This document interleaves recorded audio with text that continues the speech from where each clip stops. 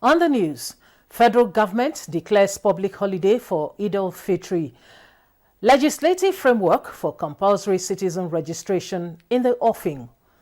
We'll ensure that we have proper record and proper data to plan not just for the current generation, but for future generations of Nigerians. Thank you.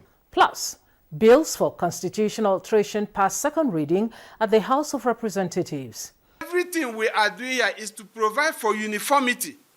Good evening and welcome to NTA Parliamentary News. I am Stella Inamiti.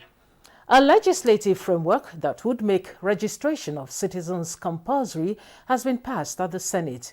The bill seeks to ensure the provision of a harmonious identity system in Nigeria that is free of inaccuracies, cost-effective and in compliance with best global practices. National Assembly correspondent Lami Ali reports. The Senate Committee on National Identity Card and Population, while submitting the report on the National Identity Management Commission Repeal and Reenactment Bill for consideration and passage, gave highlights of the legislation, which seeks to, among others, enable establishment of a database and enhance registration and issuance of identity card for citizens of Nigeria. To strengthen the legal framework of national and digital identity, thereby creating an optimal foundational identification ecosystem that fosters inclusion, universal coverage, and accessibility. I pray that this bill will ensure that we have proper record and proper data to plan not just for the current generation, but for future generations of Nigerians. Thank you.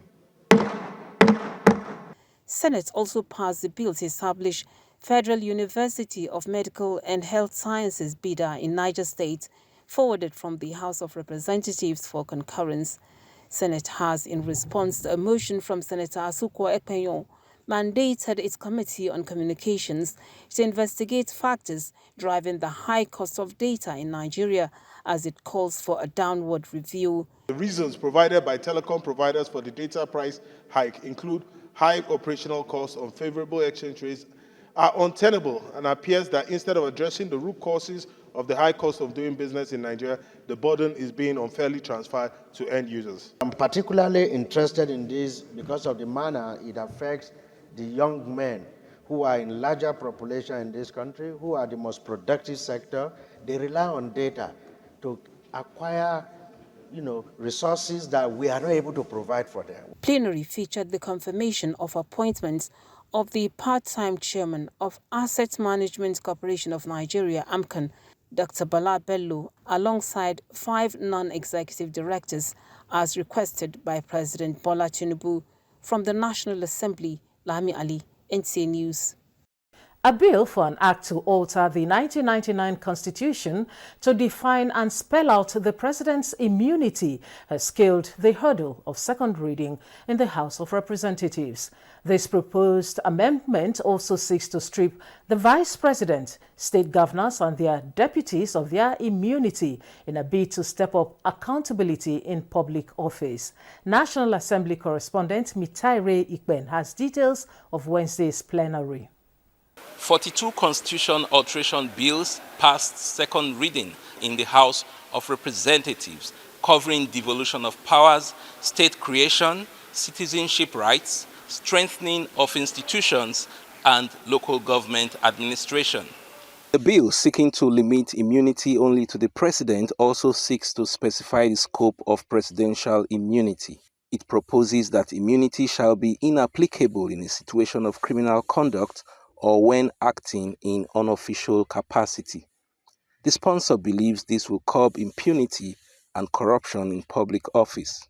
Other bills that scaled second reading include proposals to separate the offices of the Attorney General of the Federation and the Minister of Justice, to give state governments the green light to create and fund local governments, as well as to strengthen local government autonomy. Everything we are doing here is to provide for uniformity nationwide, so that state A will not go and say we have 2 years, and state B will say we have 3 years, so that it becomes an offense by any governor or anybody that will tamper with the local government system. Removing mining, natural resources, which will include oil and gas, which is altering Section 44 of the Constitution, where you're removing them from the exclusive list and taking them to the concurrent list. The House commended President Bola Tinubu for signing the Southwest and South-South Development Commission bills into law. Thank you, Mr. President, on behalf of the Parliament. It's a very important bill that you just assented to. I am sure that with the Development Commission, the impact of this administration in its effort to leave the mandate of the Renewed Hope agenda will be felt by the grassroots. At the relaunch of the Nigeria Parliamentary Tuberculosis Caucus, there were assurances that Parliament will take decisive legislative actions to combat the disease. The 10th House of Representatives has, through our legislative agenda, shown commitment towards reforming the healthcare sector. This is therefore a clarion call for Nigerian parliamentarians to strengthen advocacy efforts to ensure these targets are met and that our country meets the United Nations high-level meeting targets to end TB by 2030. From the National Assembly, Mitaire Ikmen, NTA News. In the meantime, the House of Representatives has rescinded its resolution on the second reading of two bills seeking to review provisions for immunity clause and capital punishment in the 1999 Constitution. Leader of the House, Julius Ihovere, raised the rescission motion, citing the need for lawmakers to hold further consultations on the bills. A bill for an act to alter the Constitution of the Federal Republic of Nigeria 1999 as amended to qualify the immunity conferred on the President, remove the immunity conferred on the Vice President, the governors and their deputies, in order to curb corruption, eradicate impunity, and enhance accountability. And the other is a bill to review the penalties for certain capital offenses in alignment with relevant international best practices. We're aware that the provisions of the bills require that the House will take a second look at it. And cognizant of the need to rescind these bills, we resolve that these bills be rescinded by this House. On capital punishment as well as immunity, it's something that we have to debate later on in more detailed form. And I thank you for your understanding. The sponsors of the bill will keep it until we debate later on in a more thorough, comprehensive form. Thank you. Meanwhile, the House at Thursday's plenary took the second reading of 31 constitution alteration bills, including a proposal for a return to parliamentary system of government. Meanwhile, the House of Representatives Committee on Nigeria-China Parliamentary Friendship Group is ramping up efforts to deepen economic ties among the two countries, with focus on industry, education and research. At a meeting with top Chinese investors, the committee pushed for a robust transfer of technology from China to Nigeria. Ignatius Nkwo reports. Building on the momentum from the recent unveiling of the Nigeria-China Sustainable Business, Trade and Investment Summit, the House of Representatives Committee on Nigeria-China Parliamentary Friendship Group commences strategic engagement aimed at fostering stronger bilateral relations and ensuring a productive summit. In a significant move, the committee played host to a delegation from ZPAC Science and Technology, one of China's largest free trade zones, led by its secretary, Shi Qilin. The discussions centered on practical steps to unlock investment opportunities and facilitate knowledge transfer in critical sectors. We want to have a joint establishment of a Nigeria-China university, kind of a scholarship running between Nigeria and China through the ZPAC free trade zone. We have a special policy called 引进来走出去. 引进来 means we inviting the people, the resources from overseas coming to China, including the exchange part. A resource that we have, which is lithium, is of very importance to China. The visiting Chinese investors expressed their commitment to exploring business and industrial partnerships in Nigeria. To set up electric vehicle manufacturing as our first start. An opportunity for you, for your association, to participate effectively during the summit. Also present at the meeting were key members of the technical working group for the upcoming summit. Ignatius Nkwo, NTA News. INEC says the telephone numbers and email addresses on the petition of Senator Natasha have now been provided in a letter addressed to the chairman of the commission, as provided in Clause 2A of the Commission's Regulations and Guidelines for Recall 2024. A letter has been written to notify the senator sought to be recalled about the receipt of the petition and delivered to her official address. The same letter has been copied to the presiding officer of the Senate and published on the Commission's website.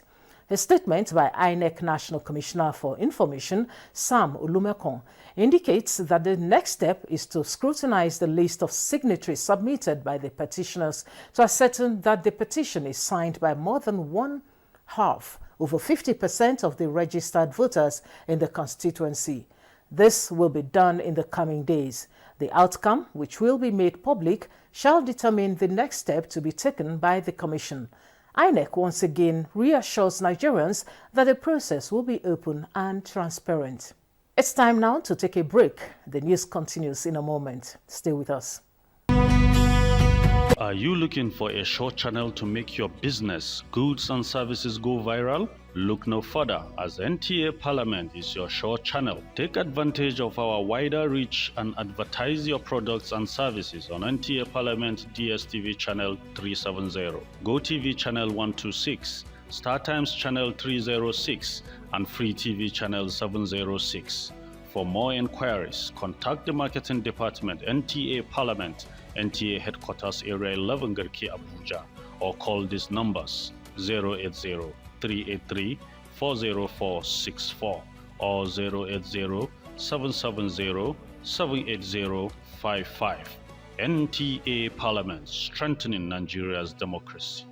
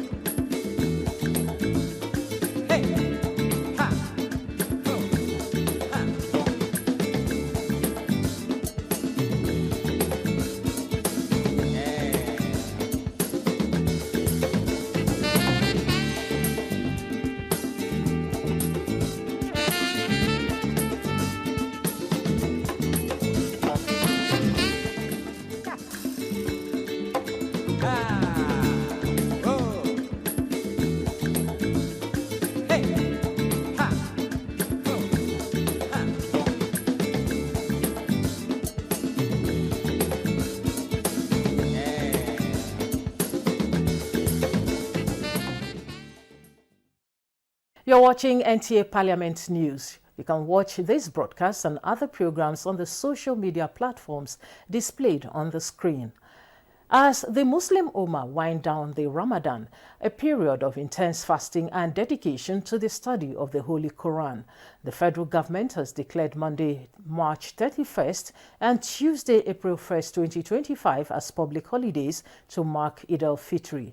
Minister of Interior Olubunmi Tunji-Ojo, who made the announcement in a statement, congratulates Muslims on the successful completion of Ramadan and urges them to uphold values of self-discipline, compassion and peace. He calls on Nigerians to use the period to pray for national unity and prosperity while celebrating responsibly and supporting the less privileged. The minister extends Eid al-Mubarak wishes on behalf of the government, hoping this season brings happiness and fulfillment to all. President of the Nigerian Senate, Godswill Akpabio, has appealed to party members to sustain support and solidarity for the present administration in the quest to attain economic prosperity and national development. Ramadan Iftar may be the best belt to describe this assemblage of prominent Nigerians, but there is a reason deeper than a mere merriment, and that is politics and good governance, which APC is committed to deliver beyond 2027. As a family, both Muslims and Christians, tonight we are here to eat together, We're here to pray together. We're here to reason together, work together to serve Nigeria better. The hall was suddenly illuminated by solemn reflection on the journey of the renewed hope agenda as the nation marched on the wheel to another election with resilience, determination, and human face. This is a trinity.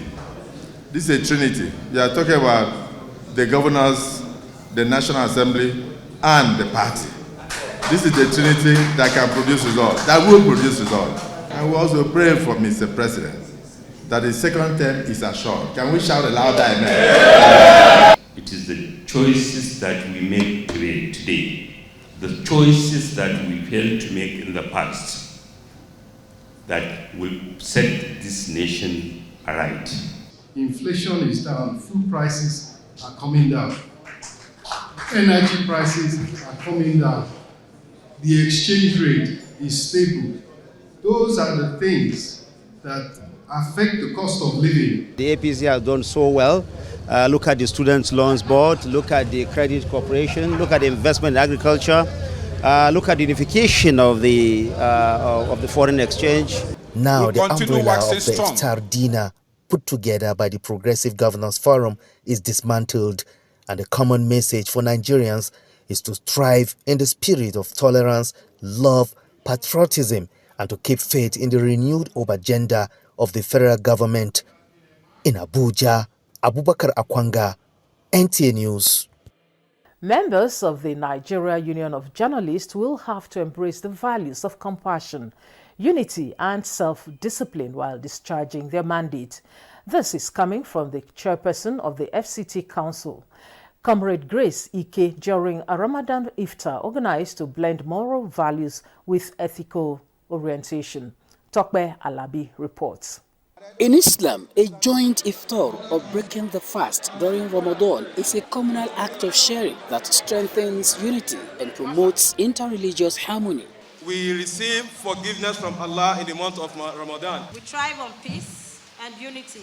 And this iftar ceremony put together by the Nigerian Union of Journalists, FCT Council, is a classical demonstration of a good faith that embraced all shades of opinion and deepened national consciousness. How can we promote nation building with our reporter? That's the focal point of our gathering here together. So as a journalist, I ensure that in your reportage, whatever you do, whatever story you're telling is not one that is going to bring the country down.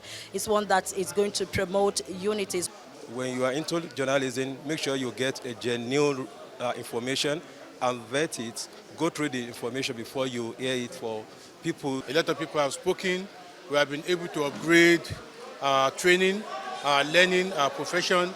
Our take-home should be to continue to live together like brothers. Because in whatever we do, we have to put God first, no matter the religion that we belong to. And if we put God first, it will foster our union, foster our community as journalists, and help the work that we do. And as we all know, our nation is faced with various challenges which are surmountable, and the journalists are critical in solving these problems. So this is not just going to end in merriment. This is going to project a new form of NUJ. For the NUJ, the message is for everyone to be on the same page and be united in the struggle for one nation. In Abuja, Tokbe Alabi, NTA News. Nigeria, the only country we can train with remarkable potentials to excel. Let us believe in ourselves and change our attitude for the sake of our country and generations unborn. Let us revive our cultural values, which are our essence as a nation. Let us renew the spirit of patriotism and hope in our dear country. Do not take or give bribe. Be punctual always. No more African time. We can't expect to be global citizens and operate on African time. Join the queue. Insist that people are attended to on a first-come basis, no matter who they are or where they come from.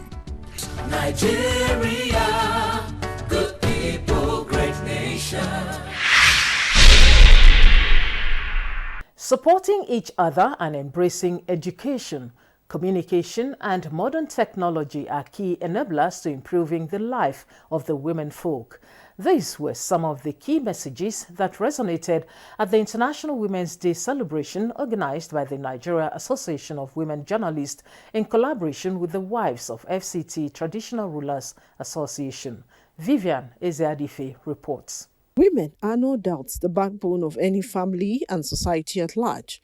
This implies that educating a woman equates to educating the nation. Still, in the spirit of the International Women's Day, the Nigerian Association of Women Journalists (NAWOJ) FCT chapter rolled out the drums to amplify the voices of rural women whose efforts have long been overlooked. An appeal to all the well-being Nigerians, not only the government. We look for where to put our hands, our money. So please, let's look at that area. That educational areas and the rural area is one thing we should look at.